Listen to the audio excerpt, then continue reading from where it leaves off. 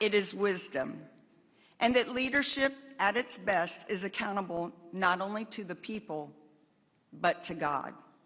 At a time when faith is under pressure globally, this president has stood unashamed, championing religious freedom at home and abroad, defending persecuted believers.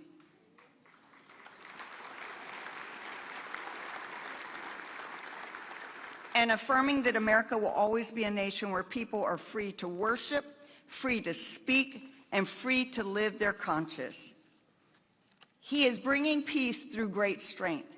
In fact, President Trump has brought religion back to this nation and beyond. It is my great honor to introduce, and I think I can say this not as senior advisor, but as his friend, the GOAT, the greatest of all time, the greatest champion of faith that we have ever had in the executive branch, the 45th and 47th president. Stand to your feet and give him the biggest welcome of the United States, a man I am honored to call friend, President Donald J. Trump.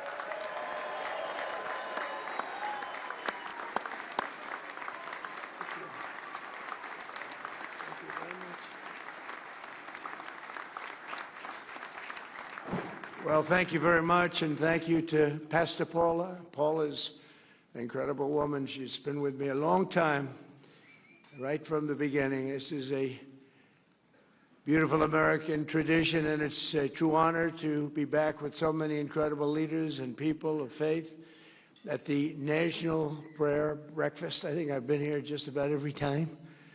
It's hard to turn it down. I don't have the courage to turn it down. Sometimes I want to. Come back from a horrendous trip fighting people that can't stand us, keeping us out of wars, and seeing things that nobody would believe that anybody would see. And last time I came, I got in at 4 in the morning. They said, "Sir, you're going to be speaking at 7." I said, "Really? Oh, that's wonderful." I said, "Where?" "National Prayer Breakfast." I said, "I'll be there." I'm afraid not to be. I need all the help I can get.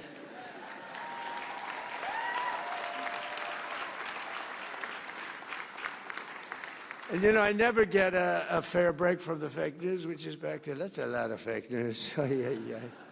Because last time I was having a lot of fun. We had a big crowd. We had 60,000 people, and I'm talking about the fact that I will never make it to heaven. I will never, ever. And I was being funny. I was trying to be, you know, you can't be sarcastic with them because they write your words, and they don't, the people who are reading the words are much different. But I say, I'm never going to make it to heaven. I just don't think I qualify. I don't think there's a thing I can do, but all of these good things I'm doing, including for religion, you know, religion's back now hotter than ever before. I mean, I have to tell you. But I said, even though I did that and so many other things, I named things, I said, I won't qualify. I'm not going to make it to heaven. And the New York Times did a front page story that Donald Trump is questioning his life and the meaning of his life. No, I was just having fun. I really think I probably should make it. I mean, I'm not a perfect candidate, but I did a hell of a lot of good for perfect people. That's for sure. Right, Mr. Speaker? But I want to thank the dozens of members of Congress here this morning, including a man of immense faith and immense talent. He's a very talented man. He's a small minority, It's just really, because we go back and forth between minority and majority, and half the time we're minority and we still win. How do we win with a minority? You know, we have a couple of people that I consider to be negative, but we're 1 up, 2 up. Sometimes we're 3 up. In fact, we'll have 2 more victories very soon. We'll be 3 up, and we consider that having a massive majority, okay? Right, Mike? That's considered, we're not spoiled. Can you imagine if we ever picked up like 20 or 30 seats? Wouldn't that be pretty? That'd be too easy. I think it would be too easy. It wouldn't be fun. I get these calls from Mike, sir, could you speak to so-and-so, 3 o'clock in the morning? You know, we have 2 types. We have the type that goes along with us and believes in us, and they're with us all the way, and that, I would say, is 95%, right? And then we have the type that needs a little love all the time, no matter what it is. For the easiest thing on religion or republicanism, the easiest thing to pass, they always make it difficult, but they always get there. But I have to call them always at 3 in the morning. I'll always get that call. Sir, Speaker Johnson's going. So I get it. Hi, Mike, what's up? What time is it? It's 3 in the morning. So we have 9 names there giving us difficulty. They want to have a phone call. I said, all right, let's go. Here we go. Same 9 all the time, right? You know? So I call up. I say, Chip, how you doing, Chip? Hello, sir. Sir, I can't quite get there. I just don't know. Could I come over for breakfast? You know, we have a 9 o'clock vote, right? I said, really, is it not? Sir, you got to get me there, sir. Let's have breakfast, Chip, great. Then I get others, pretty much the same 9. I don't want to name too many, but I would. And they always get there. We have one that doesn't get there. We have one guy. He's an automatic no. No matter what. If we did welfare reform, if we did the greatest thing in history for religion, no matter what we did, no matter how good it is, greatest tax cuts, and we just did the greatest tax cuts in history, he voted against. He voted. Now, no matter what we do, this moron, no matter what it is, we could put them all together. I think, Mike, what would you say the top 5 things? Name them. We'll put them in one bill, and we'll put them before we'll get 100% vote, except for this guy named Thomas Massey. There's something wrong with him. We call him Rand Paul Jr. You know, it's like they just vote no. They love voting no. They think it's good politically. The guy's polling at about 9%. It's not good. But we have great support, and we have great support for religion. You know, I've done more for religion than any other president. When Paula was saying that, it was so nice. I was proud of it. And I said, that's true. I told the people backstage. What she said is true. Who else would say that, right? But it is true. But then I said, but that's not saying much, because not too many presidents have done too much for religion. I want to tell you that. Certainly modern day presidents, they bailed out on you. They bailed out. They want to be neutral. They want to be neutral or against. You know, the Democrats are against. I don't know how a person of faith can vote for a Democrat. I really don't. And I know we have some here today, and I don't know why they're here, because they certainly don't give us their vote. I certainly know that we're not going to be convincing them to vote for a little thing called voter ID. It polls at 97%. And even the Democrat, the people, the voters, are at 82% for voter ID, but the leaders don't want to approve it. They said they will strike. They will not allow it to happen. It's polling at over 90%. It's called voter identification. When you go to the polls, you show, yes, my name is so-and-so, and I live in the country. I'm here. I can vote. They say, that's not allowed. And no, everyone's trying to figure it out. And they do something to win. You know what it is? They cheat. But let's get on to another subject. No, at that, they're the finest, probably anywhere in the world, I would say. But we're trying to pass voter ID and other things having to do with your religion. And getting the Democrats to vote is very, very tough. But we're grateful to the co-chairs of the breakfast, Representatives Ben Klein and Jonathan Jackson and Governor Bill Lee of Tennessee. Thank you very much. Thank you very much. Thank you very much. And I want to thank a man who's been with me for a long time. We've been friends, and I used to be interviewed by him, and all he wanted to talk about was war. I said, this guy, you know, he's very smart, went to the top schools, was a top student. He's like me. I was a very good student, too, but nobody would think so, you know. And nobody thinks Pete was a good student. I don't know. They think of him as a tough cookie, a flamethrower, which I like, actually, in the position of Secretary of War. But he has done some job. Pete Hegseth.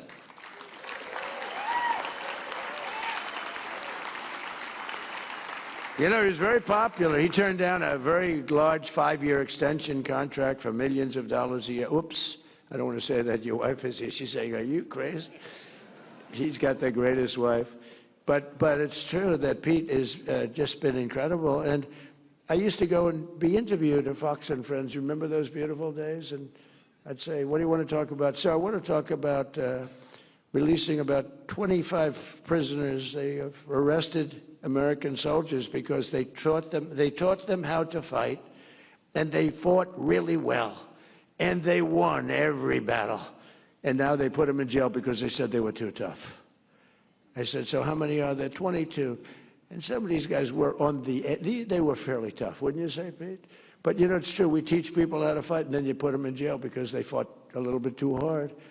And we took care of a lot of business, but that's all. We didn't talk about the normal things that an interviewer would be talking about, right?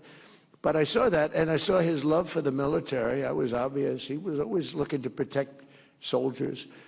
And I said, you know, he's a really smart guy. If I ever get this thing, I got to get it. It wasn't easy, you know. They rigged the second election. I had to win it. Had to win it. I needed it for my own ego. I would have had a bad ego for the rest of my life. Now I really have a big ego, though. Beating these lunatics was incredible, right? What a great feeling. Winning every swing state, winning the popular vote. The first time, you know, they said I didn't win the popular vote. I did. But they said. So they'd always say, would always start, they'd introduce me. While Donald Trump did not win the popular vote, you know, I'm sitting up being introduced by a Democrat or somebody. And they say, why Donald Trump did not win the popular vote. He won the presidency. Here he is. I said, that was terrible. I said, and we won the popular vote by a lot. We didn't want to play any games. This has been a much different. We had a great first term. We had the greatest economy in history, but this one's going to blow it away already. It's blowing everything away. We have $18 trillion coming into our country, blowing everything away. But we had a great first term. We rebuilt the military. You know, Biden gave a little chunk of it to Afghanistan brilliantly. He left tanks and planes and, you know, little things. I said, why didn't you fly the planes out? He said, well, nobody thought of it. You could have flown. He said, it's very hard to remove the equipment. Really? You couldn't fly an airplane? Buy $150 million brand new airplane. Sir, I think it's better to leave it. Why? It's more cost effective. So we leave them a brand new jet. I said, these people are crazy. But we have it under control now like you've never seen, and our military has never been stronger. And you saw that with the B-2 bombers in Iran, and you saw it recently with Venezuela, where we're getting along fantastically with leadership. Really become a great relationship. I don't think there's been anything quite like it ever. In fact, we have 50 million barrels of oil floating right now over to Houston, and we're working with them really well. I don't think I've ever seen anything. The cooperation that we have and it's great for them because they were in big trouble economically, and yet they have more oil than any other country in the world, I think, except us. But they have more oil just about than any. And by the way, us and them, we have 68% of the world's oil. Now, I know that doesn't mean too much to people of great religion. I know you want to hear about that, but, you know, we got to keep our country strong, and we're doing really good. But that's been an amazing operation. I would say when people saw that, I was just talking to a great leader from El Salvador, And he said, man, that was some attack. I've never seen anything like that one, right? Right, that was good, even by your high standard, right? That was a hell of an attack. But we have a great country. We have tremendous leaders. We have a fantastic cabinet. We have unbelievable bench, and one of them is Attorney General Pam Bondi, who may be here. Where's Pam? Is she here? Where? Where are you, Pam? Where? See, she wants to keep it nice and low-key. You're really catching fire, by the way, Pam. You know, they were saying about Kristi Noem yesterday. I did the Super Bowl interview. Sir, are you going to relieve Kristi Noem of her duties? No. Oh. I said, why would I do that? We have the strongest border in the history of our country. We have the best crime numbers we've ever had. Going back to the year 1900, that's 125 years, we have the lowest crime numbers, despite the fact that this horrible, world's worst president, this is the worst president we've ever had, Biden. He had no idea he was president, so he doesn't take it personally. I don't want him to take it personally. Fortunately, he has no idea what the hell I'm saying. And he's watching right now. He's happy with what I just said. Okay. This is what we had running our country. But no, he was our worst president. We had some bad ones. We had Obama was very bad, terrible divider of our country. He was a divider. And believe it or not, we're bringing the country together. You know what's bringing it together? Tremendous success. We're having tremendous success. We have more investment being made in our country now than any country has ever had by many times. You go back 10 years, a certain country, not us, $3 trillion.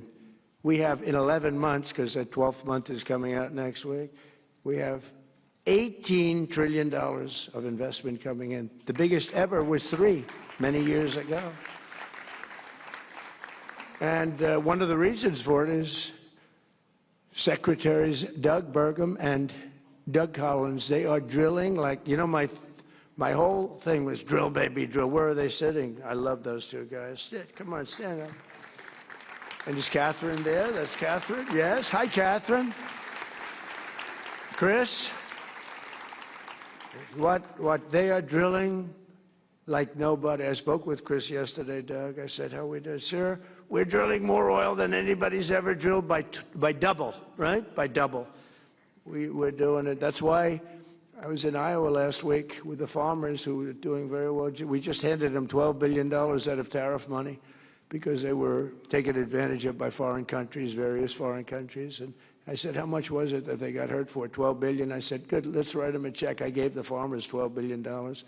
And they don't even want it. They just want to be treated fairly. But we're getting it from that, but we're getting it with nobody's ever in history, and we've never done it either, like anywhere close. We're taking out more energy out of our beautiful land, oil and gas, clean oil and gas. And I always say, clean, beautiful coal. You know, the only thing I told these two guys they have to do, because they're the greatest energy people in the world, the best. I said, when you mention the word coal, anytime you mention coal, C-O-A-L, anytime you mention it, has to be preceded by 2 words, clean and beautiful. So Doug was making a speech the other day, and I sort of tried to pass a note, because he mentioned coal about 40 times, and he kept saying, clean, beautiful coal, clean.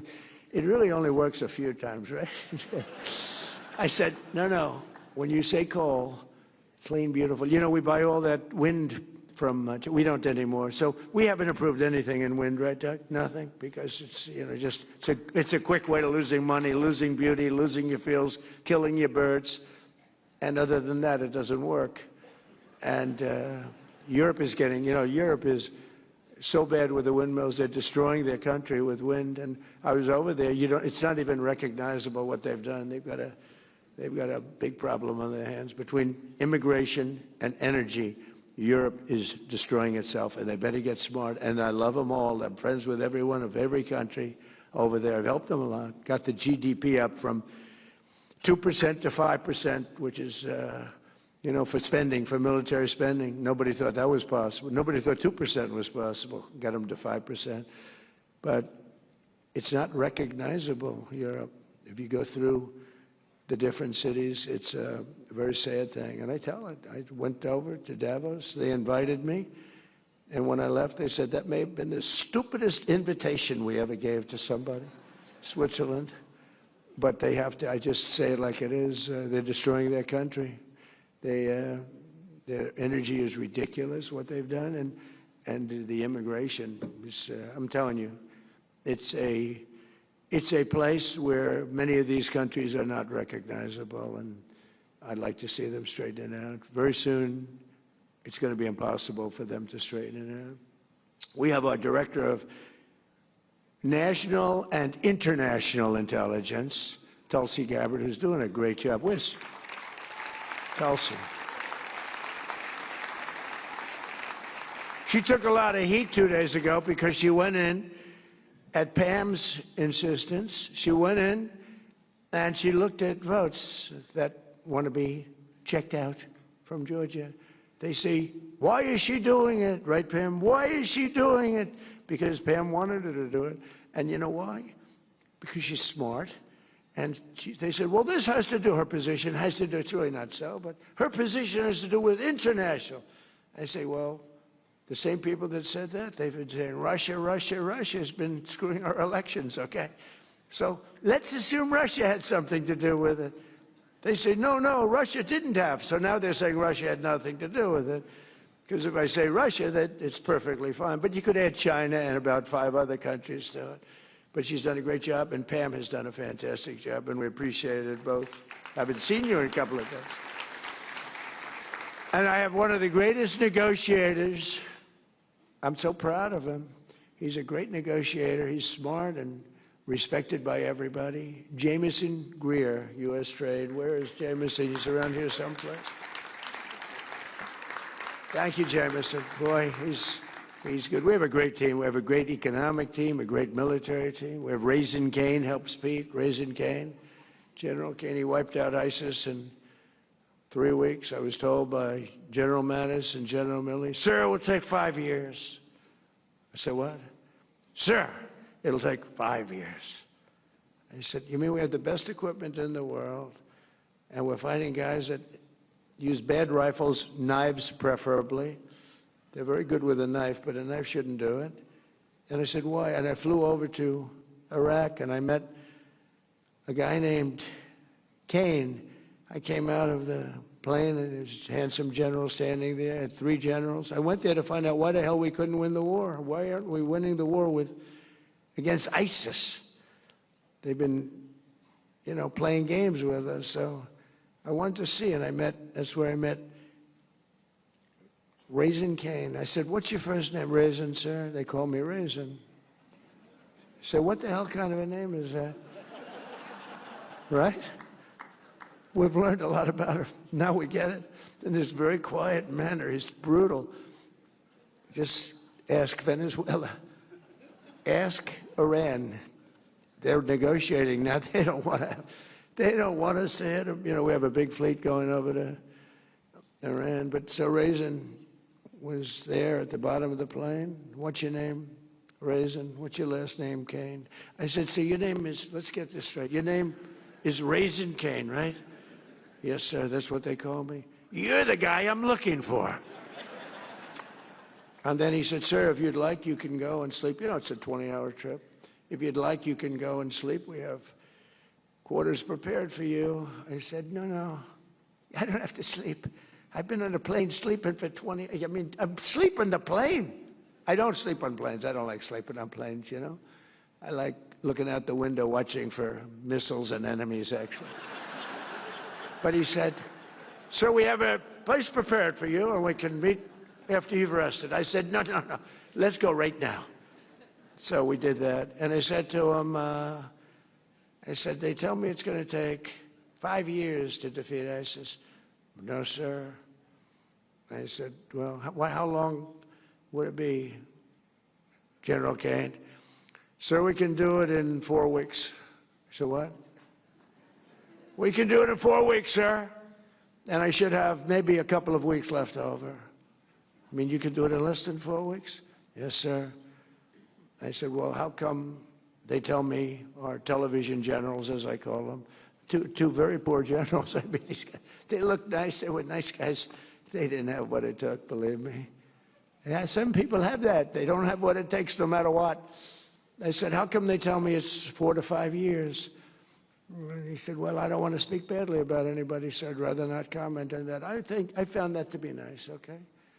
But I said, all right, tell me how you're going to do it. Well, sir, we use this one base here, and we're hundreds of miles away. And by the time the planes get to the target, they have to come back and refuel. And we're too far. I said, why do we do that?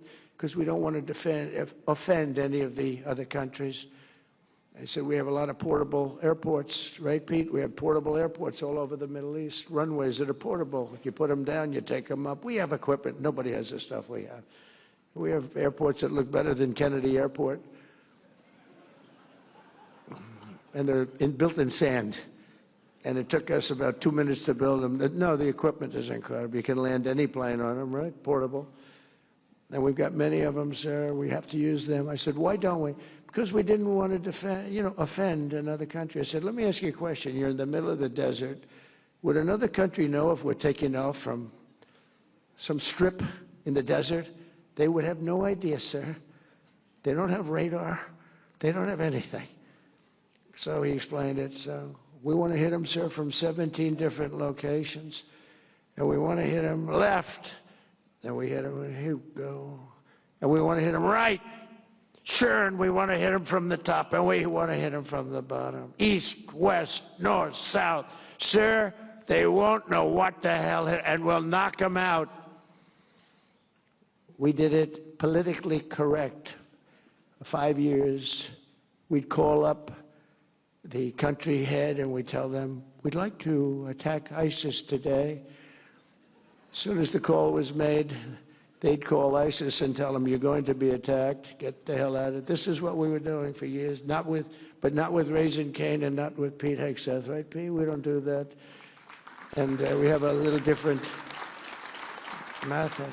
So I went back to Washington and I said, this guy, he said, and then I checked up on him and he was so respected. I said, he's really respected. And I called him back. I said, General, go at it. Do good luck. God bless you. And he said, I say that to the people going out every time. And they say it when we give the okay for the attack on Venezuela or the attack on Iran. He says, I say, we all say, we're all in a room together watching. We watch it. We watch these attacks. We always say, God bless you. Have a safe journey. It's a dangerous journey. These are dangerous journeys. Flying through the middle of Iran, they know you're coming, and you're in a B-2 bomber, the most incredible thing, and they weren't able to see it because it's stealth. So good, we ordered 20 more of them, brand new, updated version. I actually said, don't get the updated, just take the one you have. They said, no, sir, the new one's even better. We have a military, nobody has a military like we do. I rebuilt it, by the way, during my first term. I mean, I think it's one of the best things I did. I rebuilt the military during the first term, and now we're really rebuilding the military, right? But the bottom line, I called him, I said, so you think you can do it, General? Yes, sir, I can do it. And it was over in 3 weeks. It was incredible, and I mean over. And then the election's rigged, and I wasn't there, and for 4 years, ISIS rebuilt. And they have a little bit of ISIS now again. And we knocked the hell out of them the other day in Nigeria because they were killing Christians. You know about that. They were killing Christians. So you can't do that.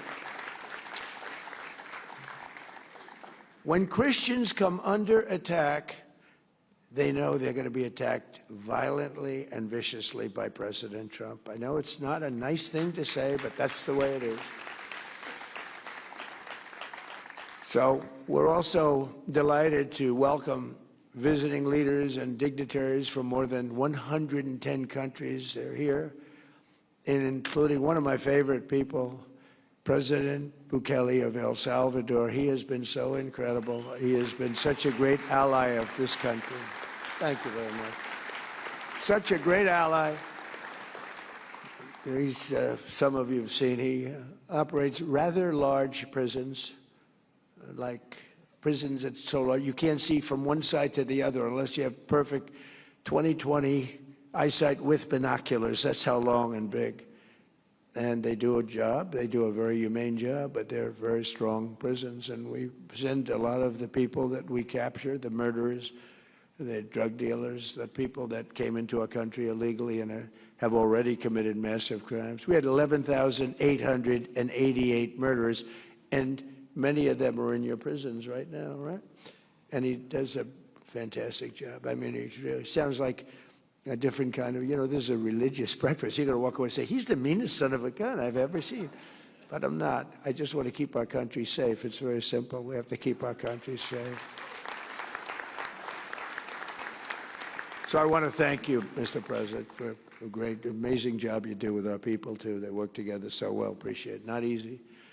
This prayer breakfast comes at a special time for our country as we prepare to celebrate the 250th anniversary of American independence.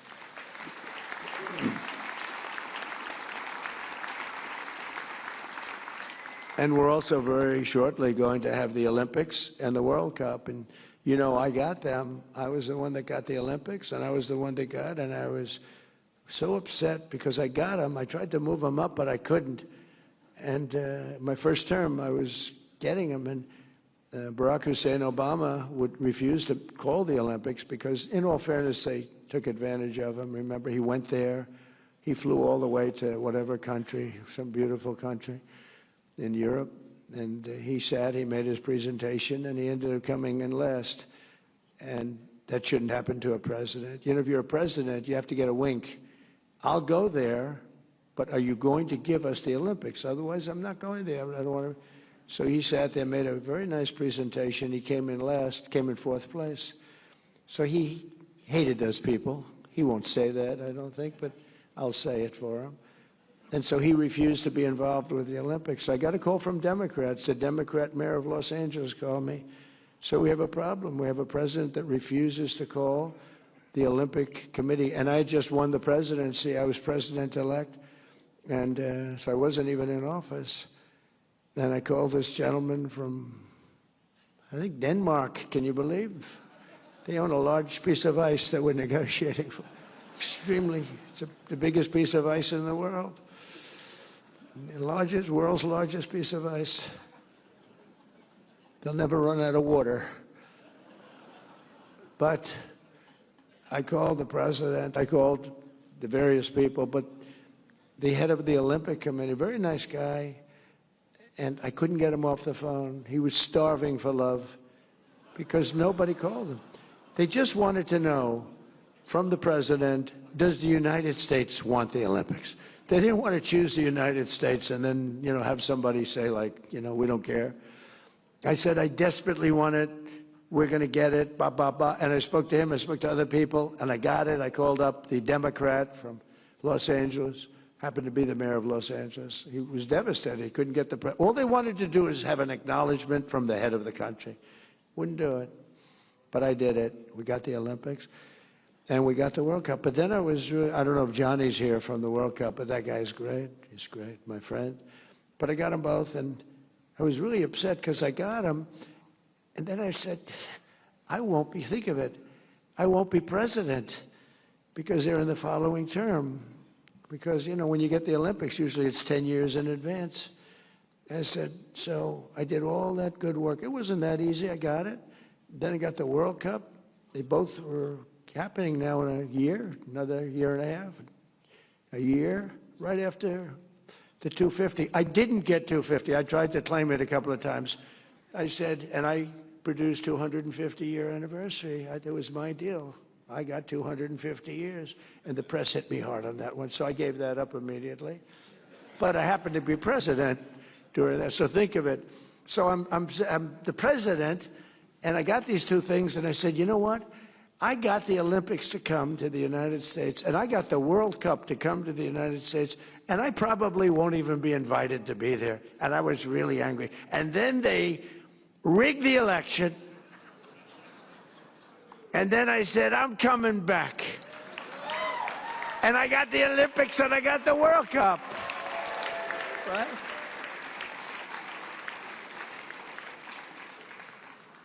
And at some point, I'm going to get right back onto the teleprompter, and you're going to say, that was a wonderful speech.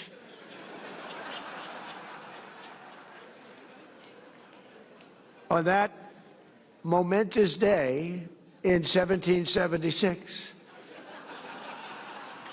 This is so much easier. You know, it takes real talent to do the other. The other is much more talent, but that's why we're president, I think. But we have very important words to say, and this is such an important group. And we have plenty of time to say it, because when it comes to religion, I have all the time. I'm one of the few that say we have all the time in the world. But on that momentous day in 1776, history changed forever when our founders proclaimed the immortal truths that echoed around the world and down all the way through time. They declared that all of us are made free and equal by the hand of our Creator. A lot of presidents refuse to say that. They refuse to say that. Some refuse. Some major politicians refuse to say the word God. They don't want to say it. I say it.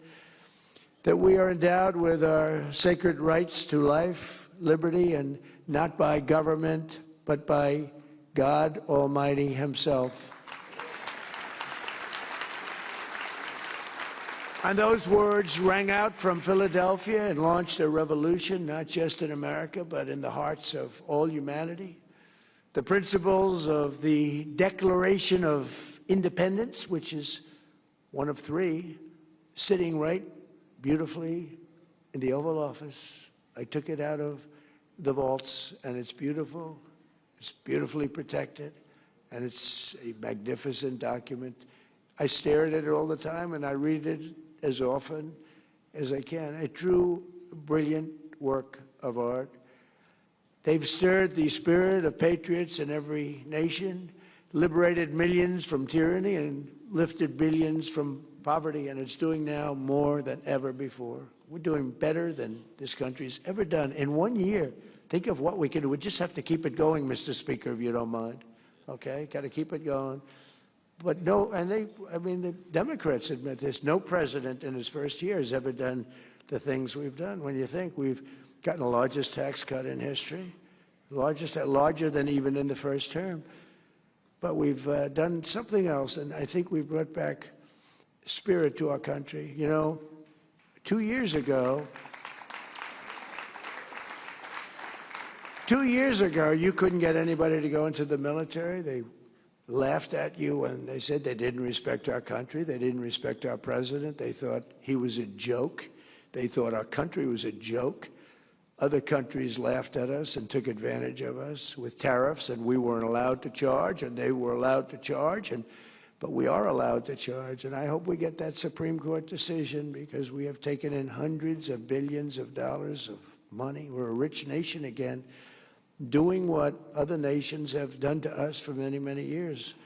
But the biggest thing is what's happened to me. It's the spirit of our country, and that goes for religion, but it also goes for the military.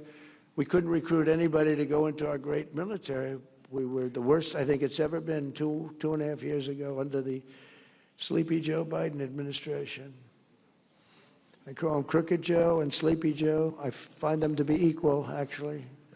I do polls. Which is better, Crooked Joe or Sleepy Joe? And they poll about even. So I use both. But we have now the greatest recruiting that we've ever had. Everybody wants to be in the military. We're hot as a pistol.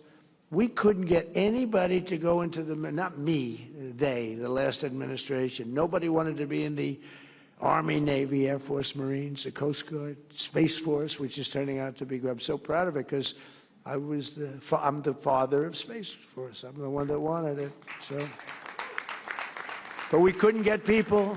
We couldn't get people. They couldn't get people to go into any of them, including our police departments and our fire departments.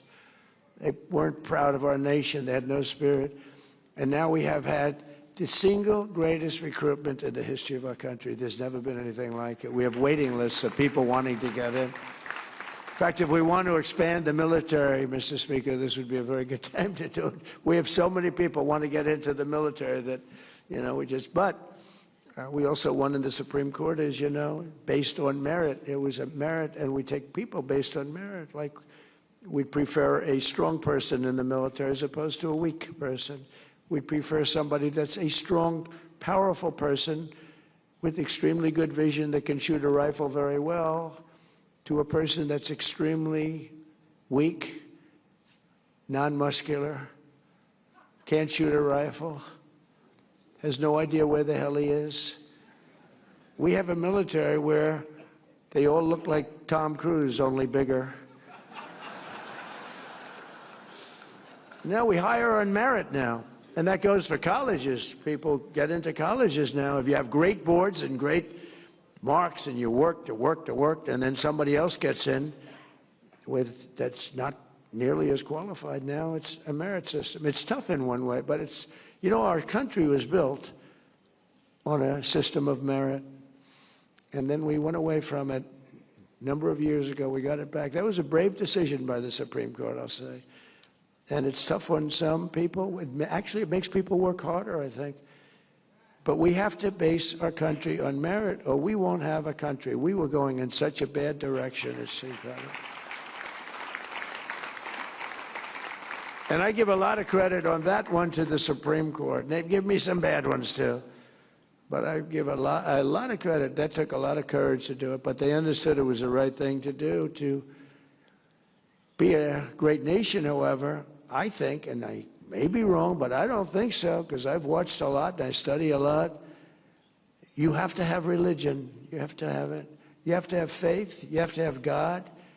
And thankfully, as we gather today, there are many signs that religion is coming back, and now it's no longer signs. It's just coming back. It's coming back so strong. Your churches are filling up. You didn't have that 2 years ago. It was hurt by COVID, but it really, and they treated you terribly. The Democrats treated you terribly. Sorry, Mr. Congressman, but the truth is, they had pastors holding services outside. The people were standing 15 feet away from each other, and everybody was arrested. It was like they ran it. They always like to say, Trump is a dictator. They love that. I'm not a dictator. But they were like dictators. They were like the Gestapo. They were arresting people for going to church, and they were arresting people and treating people like horribly. And I made a lot of amends to those people. Those people were treated very badly for wanting to go to church. It had a huge impact, negative impact on churches, but the churches are now coming back stronger than ever. Nobody's ever seen anything like it, actually. So you're all hot, okay? It's like the king of Saudi Arabia. He said, and you probably heard me say it, I love it, it was with him. And he said, a year and a half ago, he said, a year and a half ago, he said, we thought your country was dead. And now you have the hottest country anywhere in the world. We're the hottest country anywhere in the world right now. Nobody even close. I think you can say that, El Salvador is very hot, but I think we can say that, right? We have the Congo here. I don't know. The Congo is hot. We just ended a war. One of our 8 wars that we ended, right? He's a great guy, too. He's a great guy. You talk about people that suffered. Those people suffered. In 2025, more copies of the Holy Bible were sold in the United States than at any time in the last 100 years. Now, how about that? How about that? Did you know that, Mr. Speaker? Mike Johnson's a very religious person, and he does not hide it. He'll say to me sometimes at lunch, sir, may we pray? I say, excuse me? We're having lunch, It's okay with me. But he's a very religious person, and he is popular, and he's doing an unbelievable job. So I think God is watching over you. God is watching over him. I don't know about me, so I hang around with him because I feel I'm protected a little bit. In the last 12 months, young Americans attended church at nearly twice the rate as they did 4 years ago.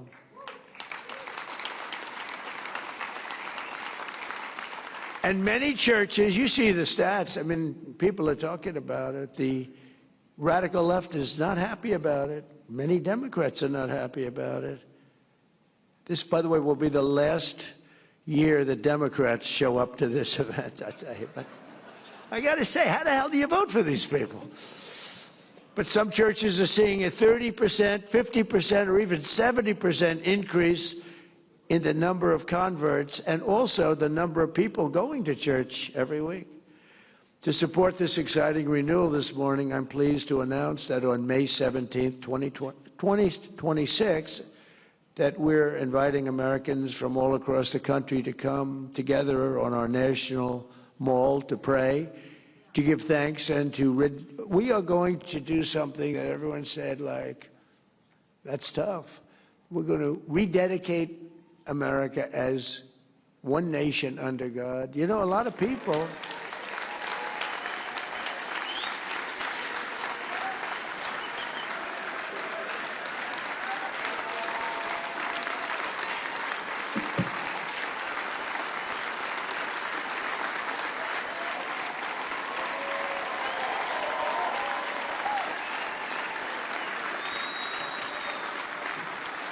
Yeah, thank you very much. It's good. That's what I mean by the Spirit. It's so incredible to see it. I see it so much. I've never seen anything like it in 1 year. I thought it would take 2 years, 3 years, 4 years to be where we are. Well, we've done it in, I mean, really 10 months. We're at 12, but now it's just getting to a level that we've never reached before as a country. But that includes religion. I mean, and maybe that's part of the reason that we're doing so well. There's such great spirit. It's all spirit, and it includes religion. I've always said, you just can't have a great country if you don't have religion. You have to believe in something. You have to believe that what we're doing, there's a reason for it. There has to be a reason for it. We're all working and we're behaving. I mean, I behave because I'm afraid not to, okay? Because I don't want to get in trouble.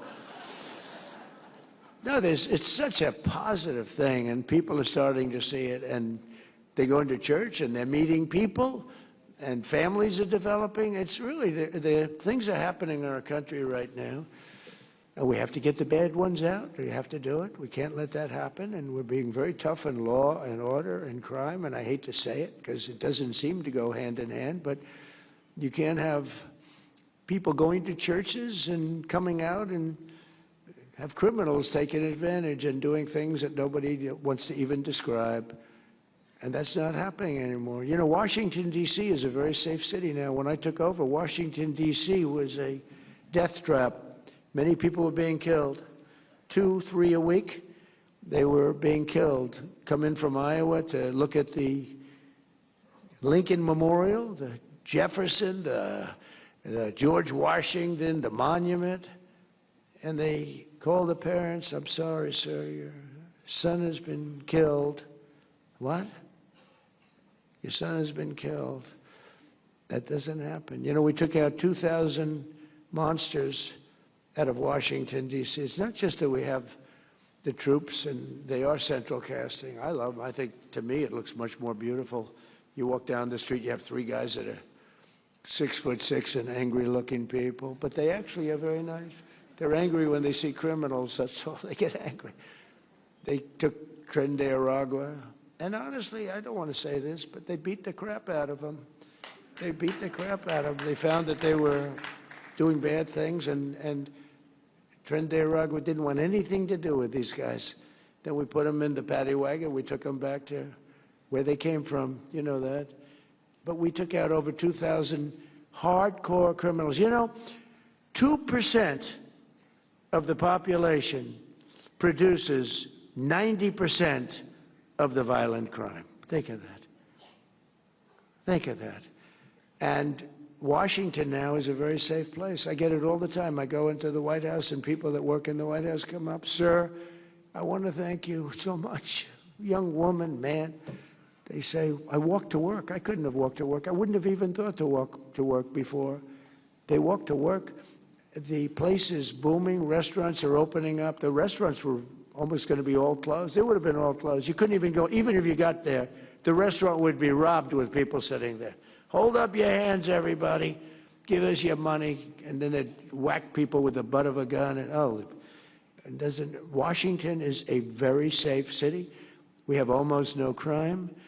And it's a miracle, but it took place very quickly. And it's the same thing for every other place we've gone. In Louisiana, New Orleans, I got a call from the governor, Jeff Landry, great guy, great governor.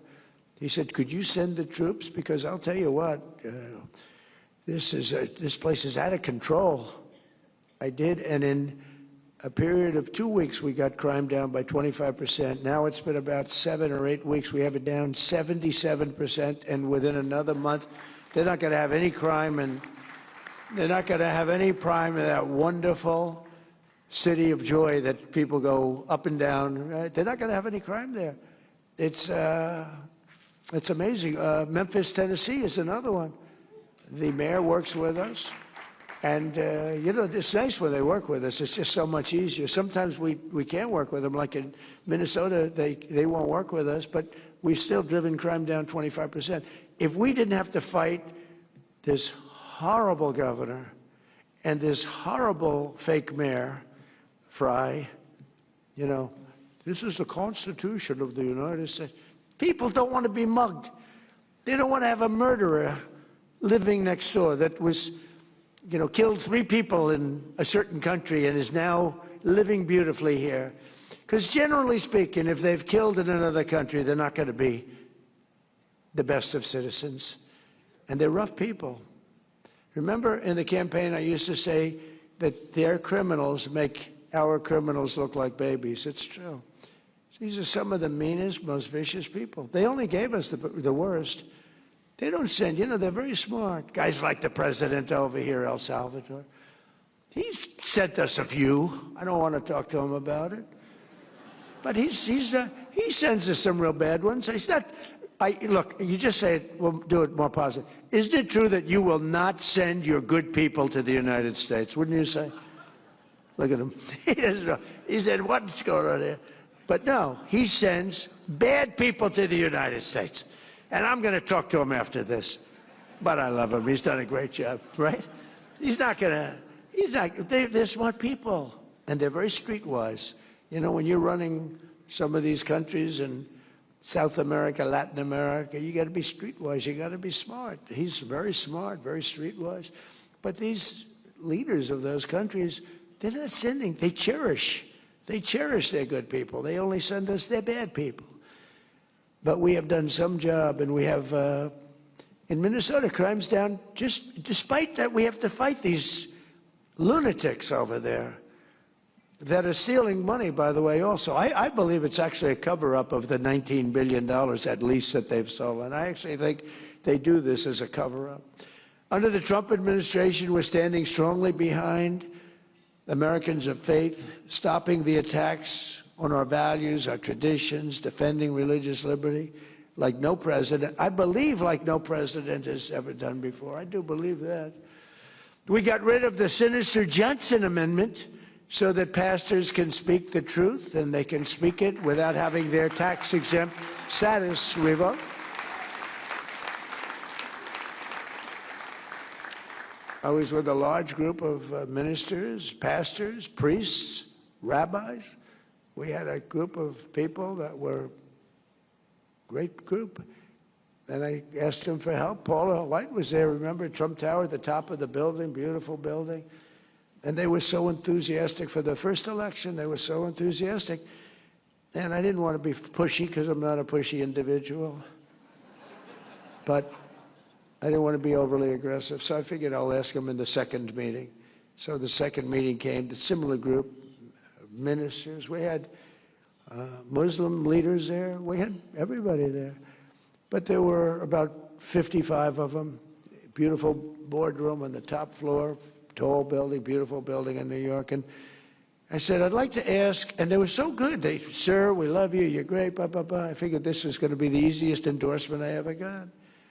And I said, I'd love to have your endorsement. And it was like ice. It was like death. I said, what the hell? What happened?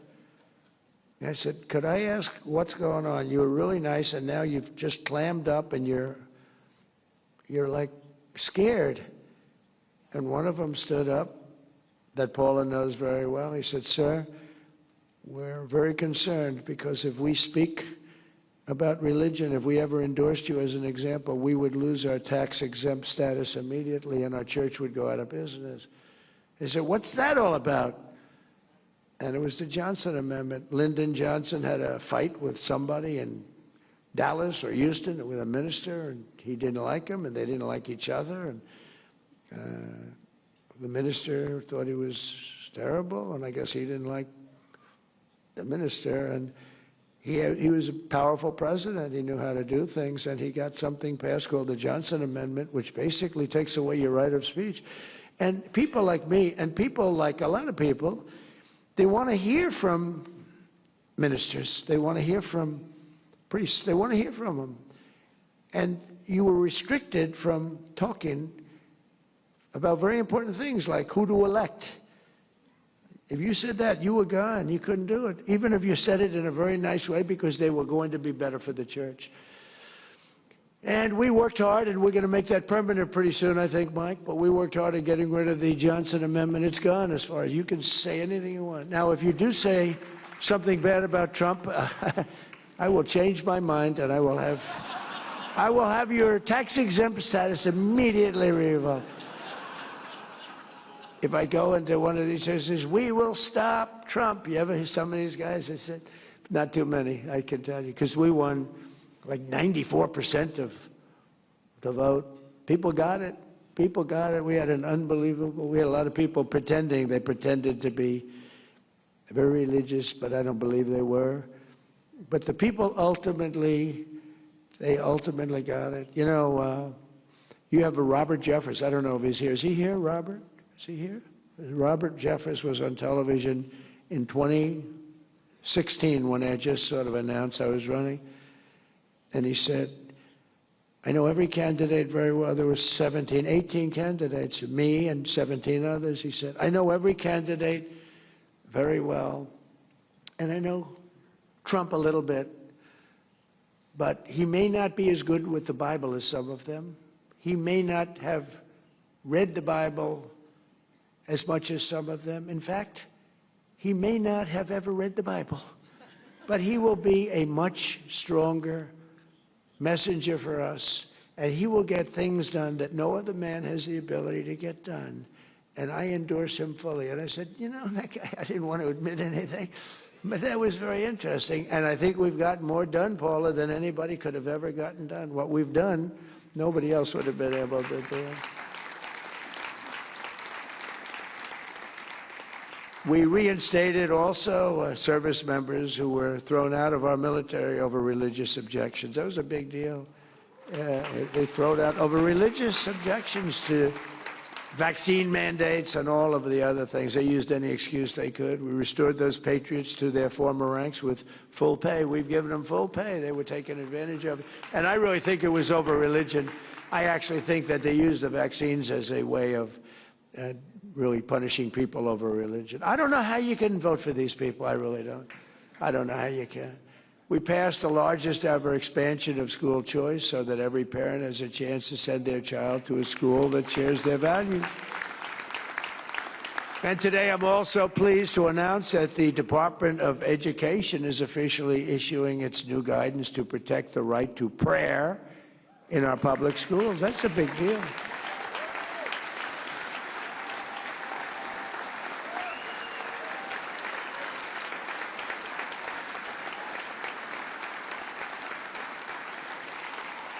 Now, the Democrats will sue us, but we'll win it. We'll win it. They'll sue us. They sue us for everything. I'm the most sued human being in history. They've sued me for everything. I got impeached twice over nothing, but the Republicans were great. Just wiped them right out. But I got impeached. I got indicted. Wiped them out. There's never been, there's never been, to the best of our knowledge, any politician that's ever been indicted who won an election. Very popular politicians got indicted, they lost. I got indicted so much I got tired of calling my wife. I'd say, darling, I was just indicted again. She said, oh, darling. What? Oh, what does that mean? You know, she's very elegant. You saw that from the movie. She's not into the world of indictments. It's not Melania. No, she doesn't know what an indictment, you know, it's not her deal. Her movie, by the way, big success. That movie is a big success. Right? Yeah, I called up so many times. I'd say, you know, honey, I just got indicted again. Don't worry about it. But think of it many times. And then they say, Donald Trump is using the Justice Department to get even. And I don't. But wouldn't I have a right to? Think of it. There's never been in history a president treated like I got treated. But they say, I use it. And it's amazing. I did that interview yesterday, and they said that. They said the question, are you using the Justice Department for your own personal gain? They said, they indicted me 87 times. It's the most incredible thing. But we don't do that, Pam, do we? Huh? We do what's right. We do what's right. And Pam does it. We have great people. We have great people working there. But we do what's right. We expanded the Mexico City policy to stop taxpayer dollars from being used to promote radical gender ideology all around the world. No other president would do that. No other president would do it. And my administration also rejoined the Geneva Consensus Declaration to affirm the right to sovereign nations to protect life, defend the family, and to be faithful to God. Nobody ever did that. I signed an executive order to slash federal funding for any public school that pushes transgender insanity. This is crazy. On our youth. Who would think about that? Who would think if you go back 15 years, you're talking about, and I stopped the mutilation of children. The mutilation, the word is mutilation. They mutilate, you know, the mutilation of children. I stopped it. Who would think if you said that 15 years ago, they'd say, what the hell is he talking? Is he crazy? It's levels you've never seen. We're still fighting it, but, you know, transgender for everybody. They want transgender for everybody. We stopped it. And we also, very importantly, we got men out of women's sports. You know, it's enough of that nonsense.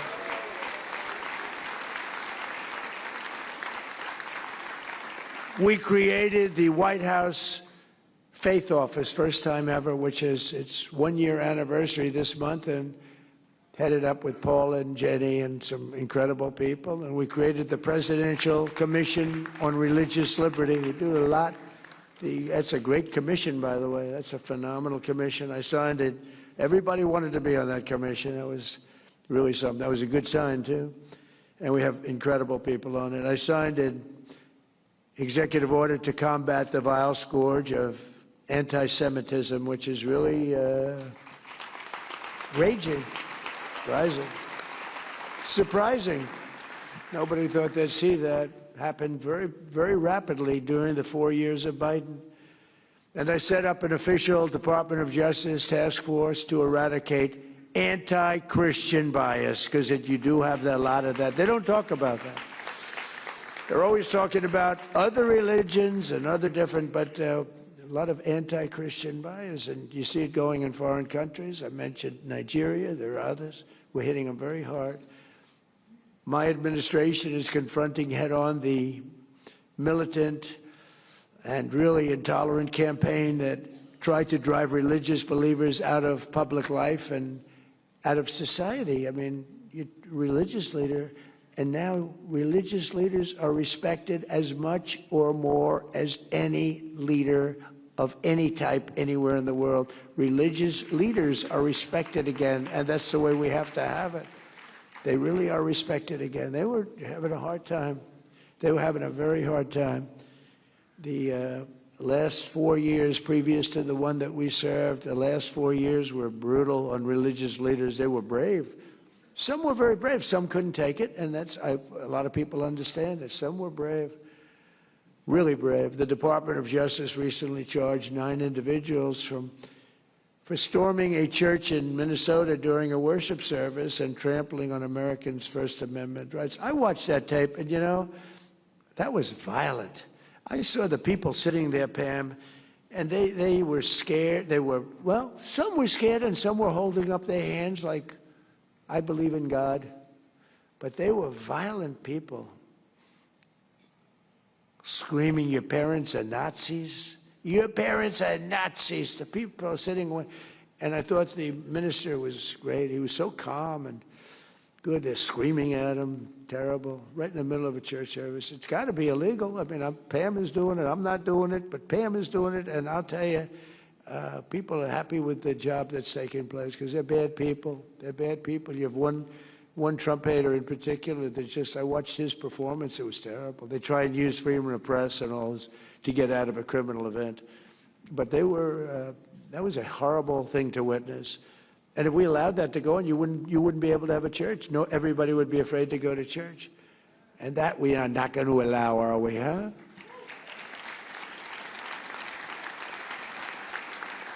And in the audience today is an incredible woman who reminds us what a precious gift of religious liberty we have here in America, a tradition that sadly is not shared in so many places in the world, and even in our country.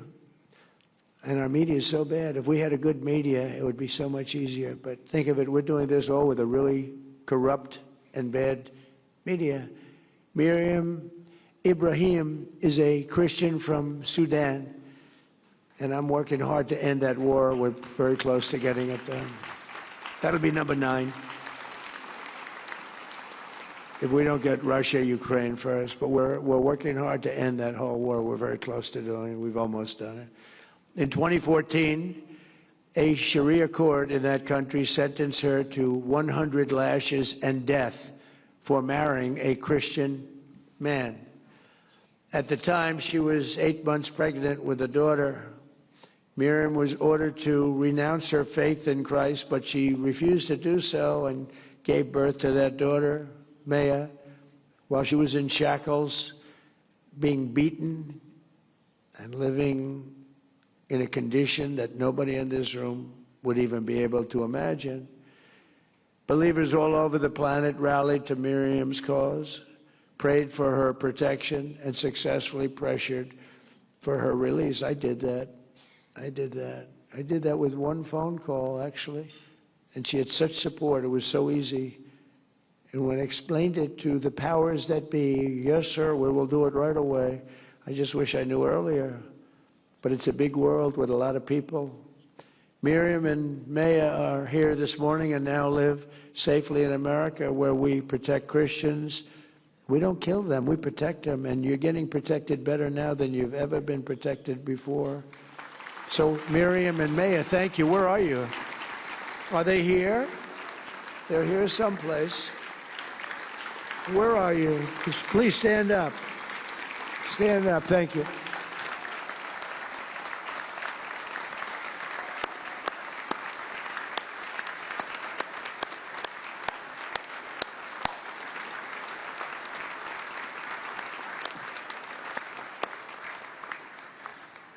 That's great. A lot of bravery. No administration in modern history has done more to confront the plight of persecuted Christians around the world than we have. With us, it's a mission. It's actually a mission.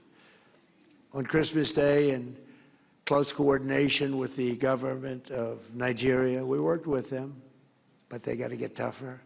I ordered powerful airstrikes to decimate the ISIS terrorists who have been slaughtering Christians in that country by the thousands. It's not even believable. We hit them so hard, they still don't know what the hell happened. And we were going to do it on a different day. I said, no, do it on Christmas, so they understand it. Remember, Christmas was, when I ran in 2015, when I announced, I said, we're going to bring back Christmas, because the word Christmas was almost gone, and we did. People use Christmas anymore. We brought back the word Christmas. They didn't want to use it, and we're using it again. But I specifically told Pete, I said, hit him on Christmas Day. Not earlier and not later, right, Pete? And man, did he hit him. So then we hit him again recently. We hit him again pretty hard. But we're honored to be joined today by the First Lady of Nigeria, who also happens to serve as a Christian pastor at the largest church in Nigeria, a very respected woman. First Lady, please, where are you? Thank you very much. It's a great honor. Thank you very much.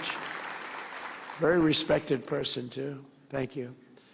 I'm also working tirelessly to end dangerous conflicts and help move past ancient hatreds. In October, I ended the war in Gaza, saving hundreds of thousands of lives. It's amazing. We have peace in the Middle East, by the way.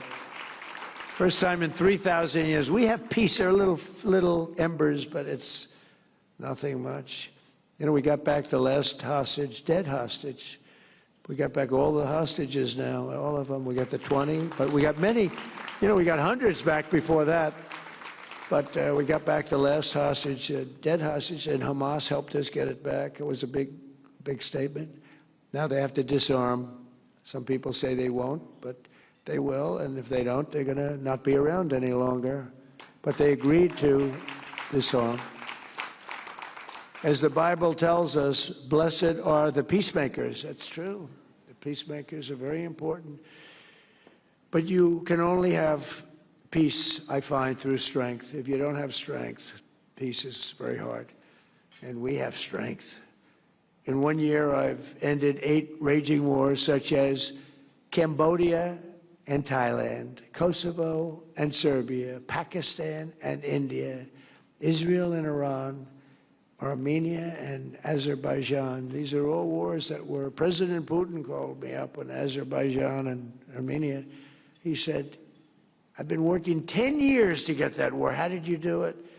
And I got it done. I got it done. 2 really good leaders. All they knew was fighting each other. They were fighting each other for many years. That's all they knew. And we got it worked out pretty quickly. A few months ago, right here in Washington, we signed a historic peace agreement between the Democratic Republic of the Congo and Rwanda, which provides the first ever pathway to peace to end a 30-year, unbelievably violent conflict. And we're joined today by a very, very brave and wonderful man, the president of the Congo, President.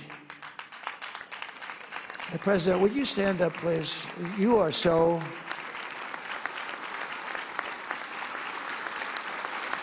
President, thank you.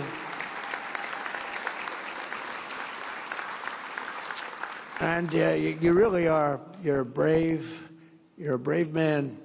I know what you've been through. I know that one very well. That was a hard one. That was many, many years.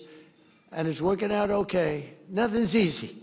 Every once in a while I have to call them both back, but it's working out okay. It's going to work out good. But you are brave, and we appreciate you being here. Great honor. Great honor. Good guy. Together, he and I have also signed the largest minerals deal in U.S.-Africa history. And, you know, Congo has magnificent land. It's incredible land, and he's doing very well with it, so we appreciate it. But we've signed the largest deal with some of our big companies, and they're going in. So thank you very much, Mr. President, and you call me for anything, right? Thank you. And just in closing, scriptures always tell us that blessed are the pure in heart. I don't know if that applies to me necessarily. I'm not so sure. I don't know, Paula, does that apply to me? I'm not sure. I try. But we're joined this morning by 2 incredible young American patriots and believers who show that, you know, that's so true. Last summer, Emma Foltz and London Smith were both camp counselors at Camp Mystic, the Christian girls' camp in Central Texas. One of the worst things I've ever seen. On that fateful night, 20 inches of rain fell in a matter of minutes. Nobody's ever seen anything like it. And the river rose 20 feet in literally 30 minutes. leaving utter devastation and destruction. Emma bravely helped lead 14 precious little girls to safety. And London, seeing the water rise, gathered with other girls at the top of their building and prayed. They just prayed and prayed. And as they prayed, the water miraculously stopped rising. Just a few inches from their feet, it was going to overwhelm them. Anybody in the cabins were gone.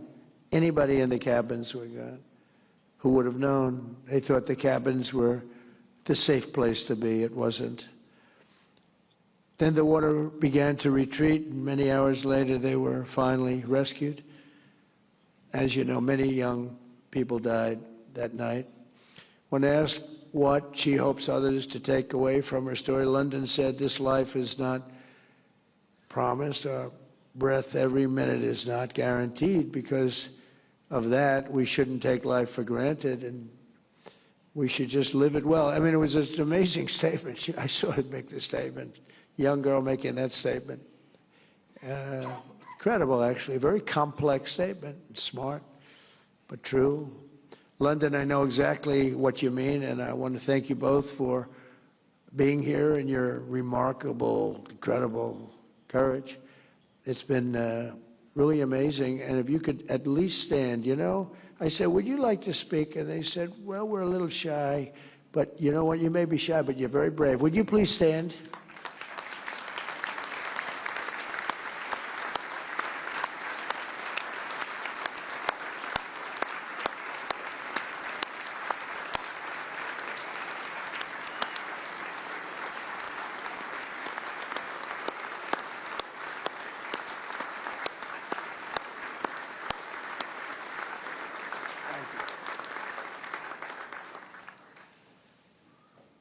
I went to the camp a few days after the flood. It's with First Lady, and it was devastating. I met parents. It was just, this could be nothing worse than that. It was a horrible, horrible moment. Almost 250 years after our founding fathers took one of the greatest leaps of faith in human history, the story of Emma and London shows us that faith of the American people remains unbroken. Actually became stronger than ever. And it reminds us that prayers strengthen, prayers heal, prayer empowers, and prayer saves. Quite simply, prayer is America's superpower. It really is a superpower. And it always has been, and it always will be. And I have no doubt that with the love, devotion, and patriotism of the people in this room and our friends from all over the world, some great ones right here, we can make our country and the world a safer, stronger, more peaceful, and more faithful place than ever before. And it's all happening right before your very eyes. And I want to, again, thank you. God bless you, and God bless America. Thank you, everybody, very much. Thank you.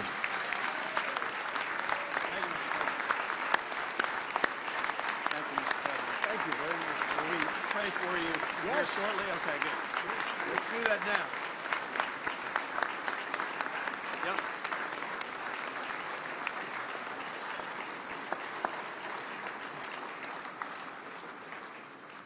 Thank you, Mr. President.